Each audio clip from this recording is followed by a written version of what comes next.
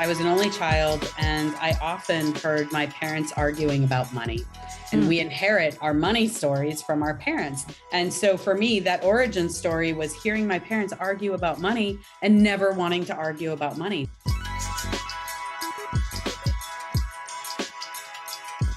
All right, everybody. Today I'm getting carried away with Diana Greshtchuck, and she has so many letters at the end of her name. I'm just going to name a few: a CPA, a CMMMP, a CEO, all the things, but she is the CEO of Fan Your Flame, LLC, a financial literacy coach. She supports entrepreneurs, businesses, and individuals to achieve their financial goals using a wide variety of methods. We're going to dive into all of those. It's going to be very exciting. She is also a Point Foundation board member, a nonprofit organization that empowers lesbian, gay, bisexual, transgender, queer students to achieve their full academic and leadership potential. She will also be speaking on the panel at the Wealthy Women Summit. And in her free time, she likes to descend into dormant volcanoes. Welcome, Diana. Hi, thanks for having me. Amazing. Well, let's get the first question out of the way. Where was the volcano and why would you do that? Ooh, so volcano is in Iceland. Ooh. And I was a geology minor in college. So part of being a dorky accountant and finance double major was I did a geology minor to get myself outside and go have some fun. So I dork out on rocks, and I just loved descending into a dormant volcano just to look at what the inside of a magma chamber looks like. You know, normally so cool. Humans can't go there. That environment is not conducive to life. So no. Being in that is so where cool. The flames started. And so to be in there and not have it be millions of degrees was great. For sure. I don't know if you know this, I used to teach earth science. So I'm also a geek about rocks and minerals and crystals, volcanoes. Minerals, diamonds. All of it. And on my honeymoon, I dragged my husband to the Big Island in Hawaii because those were the two big volcanoes and you could walk through a lava tube. It was so cool. Highly recommend. Walk through a lava tube, everybody. He was a little nervous, but I was like, this is so cool. I was geeking out about it. Like, that would be me. Yeah. There's plant life, but everything's dead. It's so cool. Anyways, I digress. Now, that being said, if I were to go back in time and ask 10-year-old Diana what she wanted to be when she grew up, would she say a CPA, CMMMP, and a CEO? Oh, no, she would have said Michael Jackson. Obviously. No, so I did not start out this way at 10 years old. And really, I mean, the path, you know how it goes. You take one step and then another comes in front of you and you know, okay, that's the next step I'm meant to take. And you just kind of follow your instinct. What do you think influenced that? Looking into finance, and because we got the geology side, but what do you think? Was it college? Was it a teacher? Was it a parent? Was it like an experience? I'll tell you, my origin story when it comes to money is I was an only child, and I often heard my parents arguing about money. And we inherit our money stories from our parents. There are examples of where we learn how to deal with money, how you're supposed to react about money, because they don't teach financial literacy in schools. You don't take a money class before you graduate at any of those 18 years before you graduate. Maybe your parents teach you how to count coins. Maybe, you know, like my elementary school, they taught you how to write checks, but who writes checks anymore? Right. It's all online. You don't even know how to reconcile a bank account if you don't keep a checkbook, right? So they don't teach you this. So it's about supplementing your learning. And so for me, that origin story was hearing my parents argue about money and never wanting to argue about money. So filling out my college application, yeah, I'll major in finance, added the accounting major second after I got into it. And, you know, I really started learning by doing for myself. I love that. I think there's a lot of research about generational wealth, right? And then also the opposite side of like a legacy that you create with money. And we carry a lot of that baggage of how our parents raised us, how their parents raised them. And I also think it's generational, right? Parents that are baby boomers treat money very different than parents who are Gen Xers and Gen Zers now. Like how we approach money it's fascinating to me. And I'm sure you can speak much more adequately about that than I can. But tell me what is, we all know what a CPA is, certified public accountant. That's right. Got that one right. But tell me what a CMMP or certified mastermind magic practitioner is. Sure. So Mind Magic is a body of work from someone you and I both know and love, Tracy Litt. She is a spiritual advisor, and I essentially met her in the capacity of success mentor, life coach.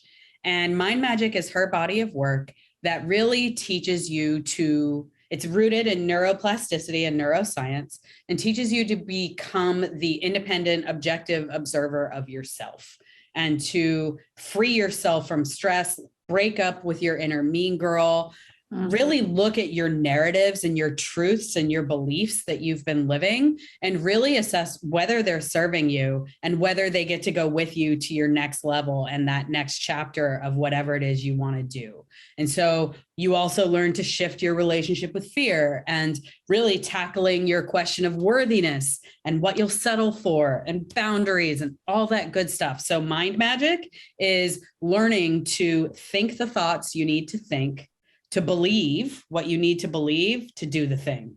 Oh, love it. We had Tracy on the podcast a while back, so I'm going to link to her episode as well. So this would be a great, because we have a few bra members that are under tutelage, are also CMMMPs. And what's great, the three that I've met, you all apply it different ways. Like you're applying it to your financial coaching and everything. I have one that applies it to her spiritual guidance and tarot business. So it's really cool how this kind of curriculum can really be for anybody, the accessibility, because it's, like you said, opening up your mind to the idea of abundance and saying goodbye to that mean girl behind you. I love that. And then how do you incorporate that into being a CPA and a CEO? How does it all kind of like weave in together? Yeah, well, that's what we do. We weave, because being a CPA for 20 years, I have very practical financial industry experience. You know, I worked at the big four accounting firms at PricewaterhouseCoopers. I'm now working in private industry in my day job at a private equity firm based here in LA. And really, I can do the outside analytical neck upper stuff in my sleep, but that's the stuff on autopilot that really Mind Magic and that inner work seeks to adjust and correct so that you're not on autopilot and you're making conscious, intentional decisions every day.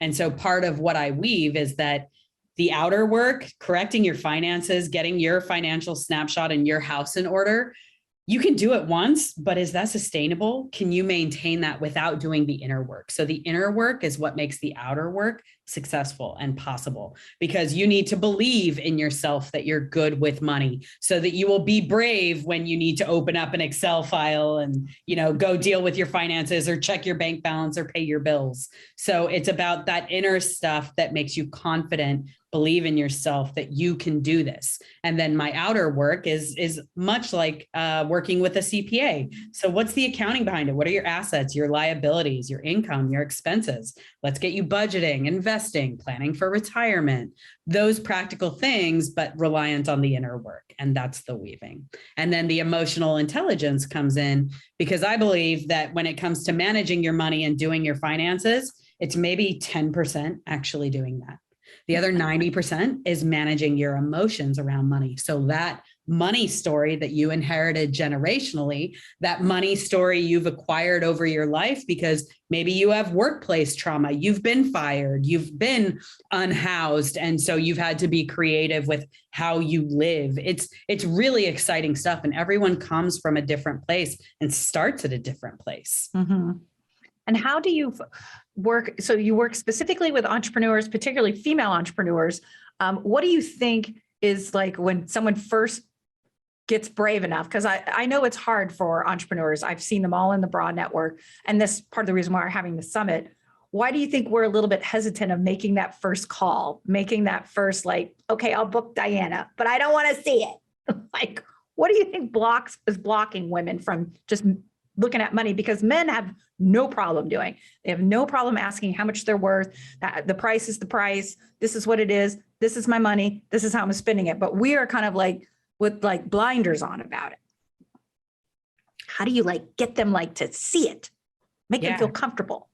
I think for me, I believe in what I see with a majority of my clients is the reason they don't take that leap. A lot of people would say, well, it's fear of failure, right? I'm afraid that if I do it, it's not going to work. And then what are people going to think of me? But actually, I would take it a step further and say sometimes it's also the fear of success. Because what does it mean if I'm successful? What do I think of rich people? Am I going to become one of those rich people? What does it mean? What do I have to give up to be able to level up? And what if I am successful? Then who am I? And it really gets to this root of fear, I think, as to why people don't take the step. And so fear can manifest in a lot of ways, like resistance. You know, you can procrastinate, you can avoid, you can just not know. And so you don't take the step, and that resistance holds us back. Absolutely. And we sometimes aren't ready to see it, right? Even if it's a positive, like success, we're just like, no, you know, we kind of get in our own way sometimes, I've noticed. Now, when you're working with, I think also there's the literacy element of it, right? The lack of education. When people come in to meet with you and they book their call, they're like, okay, I'm ready. What's like the step one to get people like ready and comfortable to feel more financially literate? Yep. So I think step one is, do you need a popsicle right now while you talk to me? Are you afraid? Do you need a sucker? Just like taking them to the doctor's office, like it's safe. For me, I'm what I call a trauma-informed financial literacy coach, which means it's coming from a place of creating a safe space, because a lot of people have a lot of trauma, a lot of baggage that they're walking in with. And so just getting up the bravery to book the appointment is sometimes all that they can muster. And then showing up, you know, I've had people bail on me. I've had people not show up for themselves. And so really, when you are sick of your own shit, you will make the decision, and you need to be in this, because I'm not going to drag you along by the hand after if you are unwilling to do this. I work with the willing. And so you need to show up for yourself, and then I'm here for you. Love it. Love it. What makes a female entrepreneur powerful in her finance? Once she's got her female literacy, what's going to bring her more power? Oh, standing in it, obviously. When you get comfortable with your own financial literacy, when you know your own financial dashboard, you are the CEO of the future. 100%. And you know your dashboard, when you are informed about what your company is doing, what its intentions are, what its mission is, what its purpose is, who your clients are, you are so aligned, and and you begin to trust your decisions more. So a female standing in that power of using that financial knowledge for her power is like the hottest thing I've ever seen.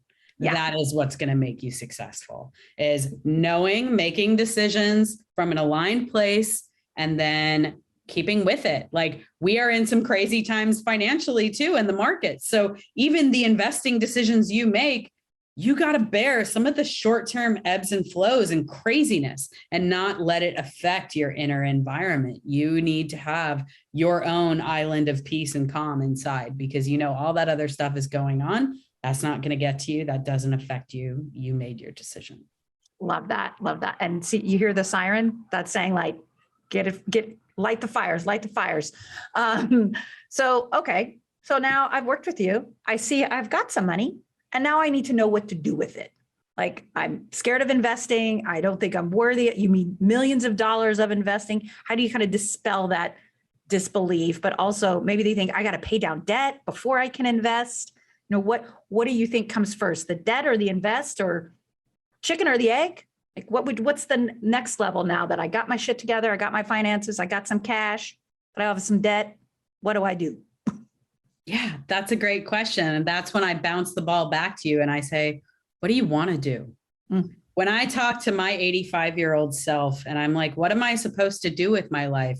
She just laughs at me and she's like, there is no supposed to. What do you want to do? And so when I speak to my clients, it's about your short-term and long-term goals. If you don't know where you're going and where you want to be, then any road is going to get you there. You need to know where you want to go, and then that determines what you do. So for example, if you tell me, I want to pay for my kids' colleges, I want some investment properties. Investing in properties, I will tell you, it is both debt and investment. You put money down and you take on debt usually because you don't have cash flat out. So chicken or the egg, both. Yeah. Chicken, sausage, and eggs for breakfast. Yes. If you're not a vegetarian or a vegan, right? Right. So you sometimes it's okay to have both. It's okay to have debt and have a nest egg that you're investing. And in fact, currently, when I think about the upcoming recession, one of the key things that I'm telling people is make sure you have a plan B emergency fund. You just want a cush fund that's like a couple of months expenses because you don't know what's going to happen. And for people to do that, sometimes they're still carrying massive amounts of debt. And they ask me, should I pay off the debt? It all depends, right? Because it depends. What's the interest rate on that debt? Who is it with? Is it with your family and you don't want to have ties with them anymore? Is it a really high interest rate for a credit card? Or is it like a student loan or a mortgage and it's super low, super reasonable, take advantage, like, good debt, bad debt. And let's look at the marketplace and what the opportunities are that you have to invest in. What are the investments that you're excited about? What are you scared of? What lets you sleep at night? Because that's what you should be investing in. 100%. I love all of this. As an investor myself, I can say it is very scary, but it's also, I look at it as, that's my passive income. So I have the broad network, I have the podcast, I have things I monetize, but when I'm sleeping, my investments are working for me. And some months I get paid more from them than I do from my actual job. So it definitely, demystifying investing, I think, is really, really important because, again, like you said, it's not taught in school. I can square dance, and I can put a yearbook together, but I never learned how to invest or like. I can diagram a sentence and I can play Foursquare, but But other than that, we didn't have like investing 101, nothing like that.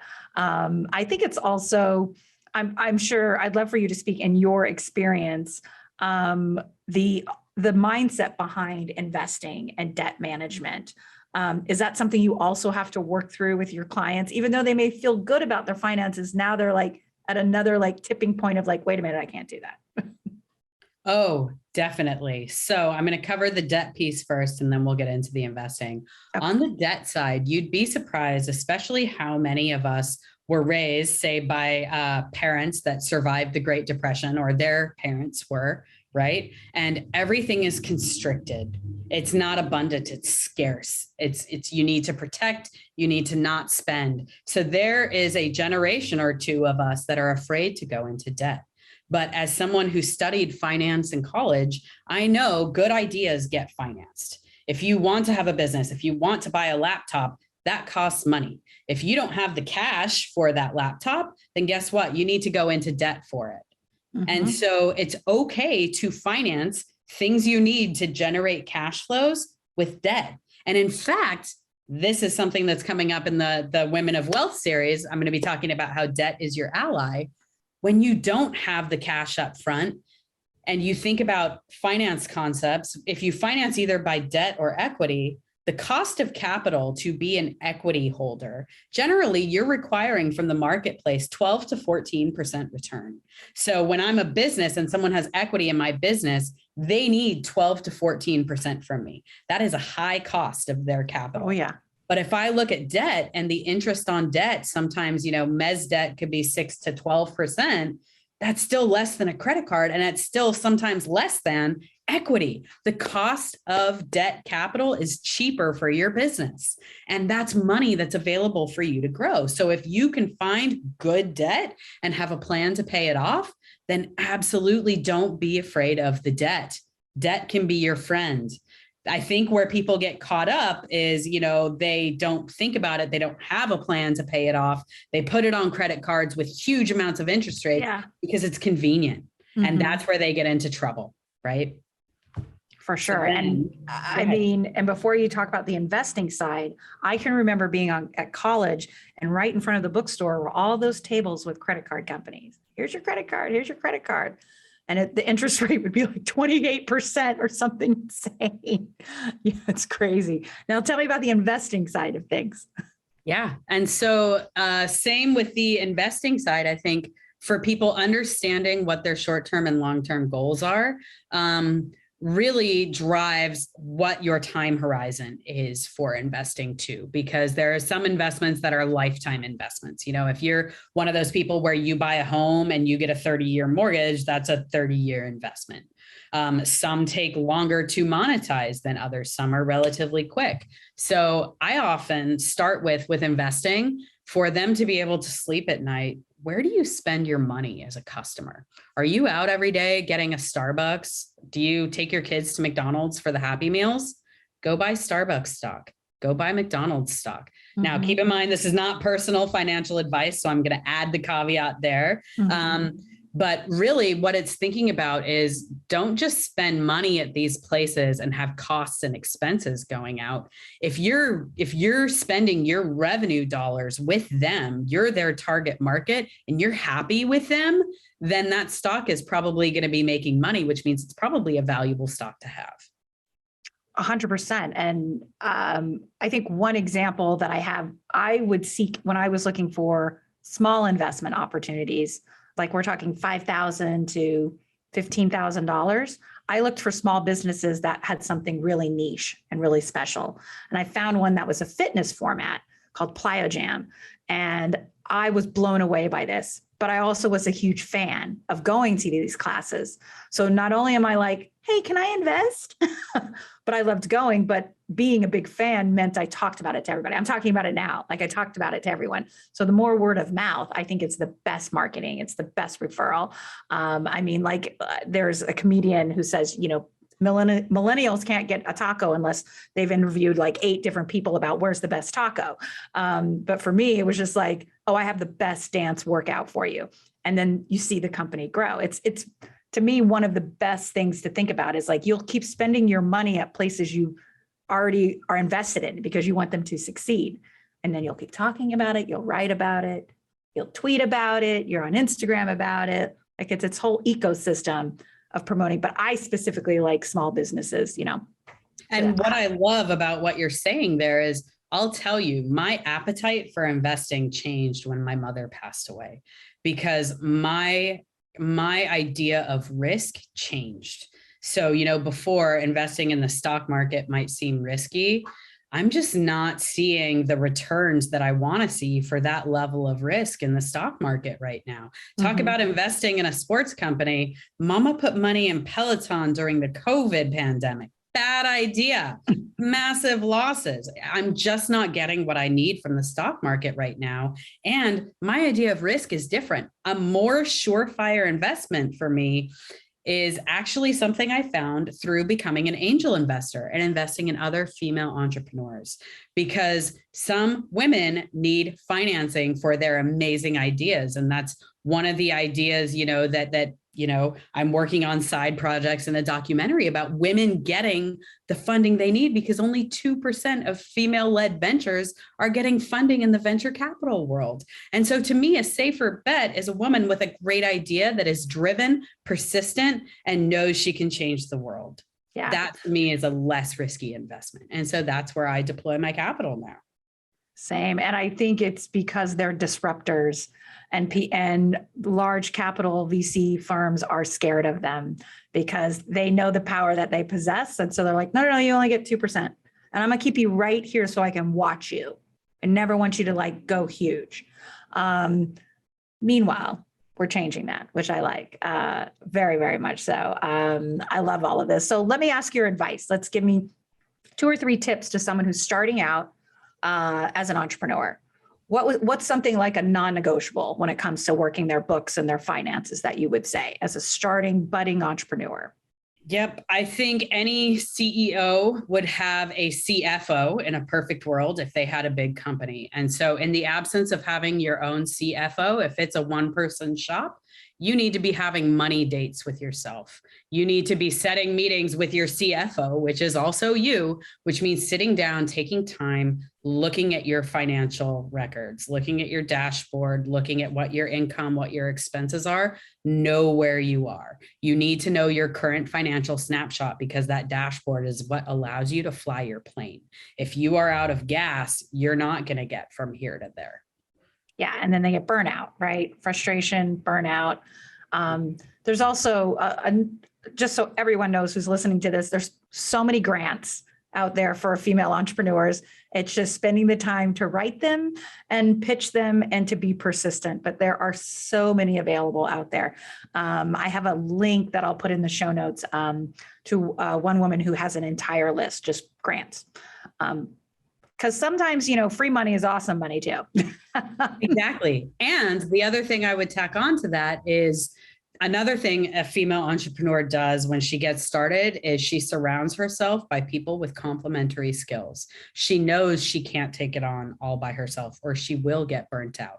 So she hires someone to do her website for her. She hires someone to help her with branding and marketing, to help with social media, whatever it is that isn't in your wheelhouse of the service you provide, the good you create, whatever that is, you ask for help. That's what you do. You put your hand up and you ask for help. 100%. And if you're in the broad network, you look within the network first. That's right. Nice. That's my little plug. I love that. That's really, really a lot of what great knowledge you've given us and everything. And I know that we're all a little recession, scared. And you're right. I think it's good to have a little, 3 months saved and everything. But there's a part of me that feels like we've already been going through it with the pandemic. And so we're well rehearsed. And if you were around in 2007, everybody, that was really shitty too. But yeah. Any advice other than the next should we be really scared? I just feel like we could be in a health, recession. We could be in a mindset recession. There's other ways to look at it, but I don't know. What's your feeling about the recession? So one of my favorite sayings is every weather is good weather when you're in love. It can be raining outside. And if you can go out and dance in the rain, you're going to be fine. So what is the equivalent of that for weathering, a recession that we had when COVID hit, followed by inflation, actually, these last few months. Oh, and now whiplash, we're back into recession again. It's really learning that the weather outside doesn't affect your inner environment. And so it's about learning to calm your nervous system, coming from a place of safety, because we're all like, we want to be scared. They're saying recession, but it's not that scary. And when you're prepared for it, you can then be comfortable that, oh, hey, it's not that scary. Some of that is getting some clarity around how does this actually impact me? Do I have a job right now? Am I okay? Is this okay? And creating that safety. A lot of people just breathe. I set breathing alarms on my phone. I know it's silly because we all breathe in the background, but to remember to breathe. And in that moment, when an alarm goes off, it just gives me the awareness. What am I doing in this moment? Am I freaking out over something that doesn't have any meaning at all?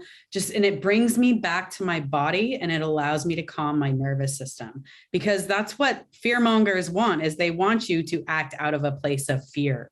That's what they want for American consumers, is to spend their money because they're afraid. Absolutely. Mm-hmm. And I think as women, we like to see our money. Oh, here it is in a Gucci bag. Here it is on my, private schools. Here's the money in front of me. So when it's in the bank and we don't see it, we're kind of like, well, I don't have any. It's very well. And I'll tell you, beyond helping my clients, I have to do the work myself. I have to sit here and write my beliefs when I freak out like I'm going to have not enough money for the recession. Mm-hmm. I'm going to sit there and I'm going to update my financial plan. And I'm going to tell myself, you know what? I have plenty of time to recover my losses on Peloton. I'm not taking that money out tomorrow. My retirement shrinks by almost 20%. I'm not retiring tomorrow. It's okay. Yeah. And then we breathe. Now tell me about disrupting. Is it disrupting inertia? I know what inertia means. I like that. Sir Isaac Newton. Because I'm a geology minor, I studied a lot of it in astronomy and interning at a planetarium, but inertia is what keeps us the same. It's what keeps us on the same path. And so disrupting inertia is overcoming resistance to change. When you think about humans, we are very change averse creatures. And so we are afraid of change, and we'll stay in that inertia of just following the same planetary orbit and never get out of it and never try anything new. So when I say disrupt inertia, this is about kind of smacking yourself upside the head and saying, you know what else is out there? What am I not seeing? Is there anything off this track? Like just being curious about it and trying something new, making a new choice. So disruptinginertia.com is a website I have with a freebie that's got some educational webinars for you guys to choose from. There's 4 of them. They're 1 hour. You can get one for free. You type in your email address and you'll get access immediately. And I invite you to disrupt inertia of your own life and see how much better it can get. Absolutely. We're going to add that also to the show notes. Now, before we wrap up and get carried away, tell us where we can find you in all the places and all the spaces. Great. So you mentioned at the beginning of the podcast, my business is Fan Your Flame. So you can find me on Facebook and Instagram at Fan Your Flame LLC. And on LinkedIn, you can find me under Diana Greshtchuck, and Fan Your Flame has a company page there. My website is www.fan-your-flame.com, because part of my investing strategy is I don't need the website without the hyphens.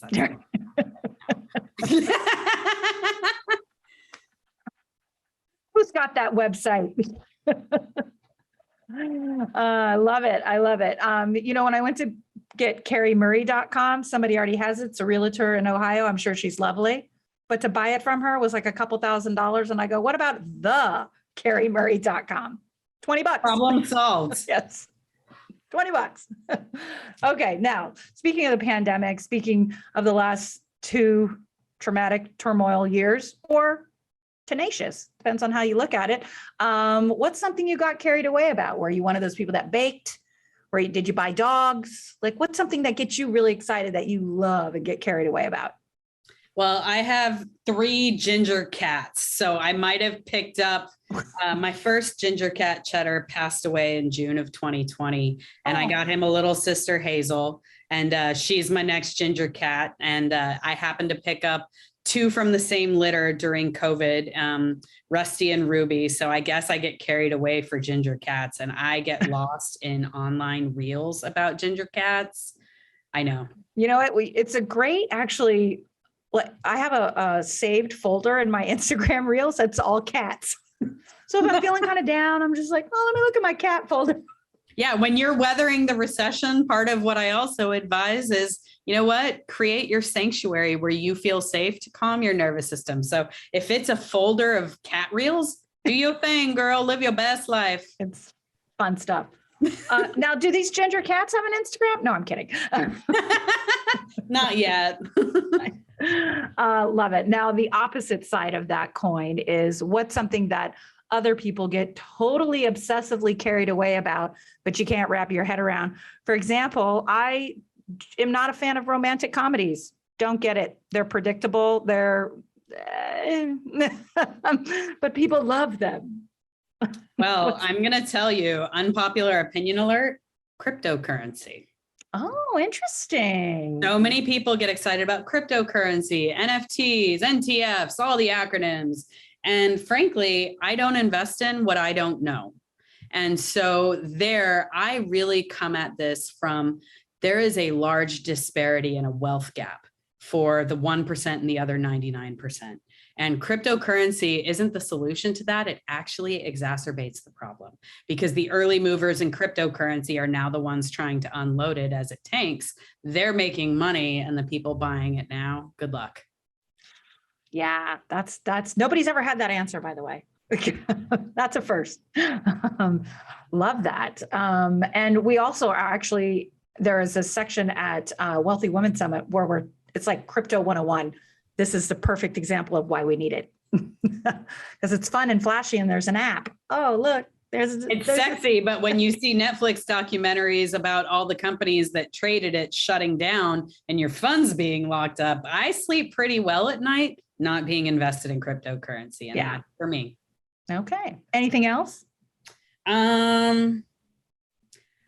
People that continue to swim in their disempowering narratives without wanting to get out and change things.